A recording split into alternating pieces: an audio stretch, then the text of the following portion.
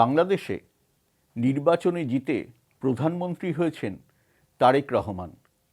এখন সাবেক প্রধানমন্ত্রী শেখ হাসিনার কি হবে? তিনি কি বাংলাদেশে ফিরতে পারবেন? ফিরে যাওয়ার সম্ভাবনা হয়তো হতে পারে। কেন, আমি ওনাদের যে বিএনপি সরকারের যেগুলো বিএনপি পার্টি আর সরকারের কথাবার্তা দিয়ে যা মনে হচ্ছে, ওরা ধীরে ধীরে কিন্তু সিস্টেম যখন নর্মালাইজ করবে, তার মানে আওয়ামী লীগকেও মানে মানে বলবে যে ঠিক আছে তোমরা মাঠে থাকো, তাতে কিন্তু একটা জিনিস হবে, তারেক রহমানের মানে একটা যে রেপুটেশনটা আরও জোরদার হবে। শেখ হাসিনা যদি ভারতে থাকেন তাহলে তার প্রভাব ভারত বাংলাদেশ সম্পর্কের উপরে কতটা পড়বে? I hope the government of India will be able to persuade her to seek shelter in countries which don't mind political fugitives.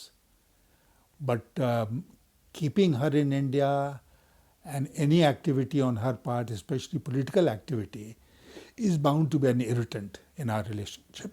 Sheikh হাসিনার রাজনৈতিক জীবন কি শেষ হয়ে গেছে?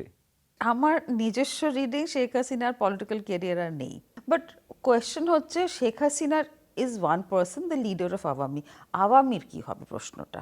আর আওয়ামীর অনেক লোক ওখানেও তো আছে, সেটা আমরা দেখছিও, মানে তাদের আওয়াজও কিছু পাওয়া যাচ্ছে। এখানে তো অনেক হাজার বসে আছে, তাদের তো একটা ফিউচারের ব্যাপার আছে।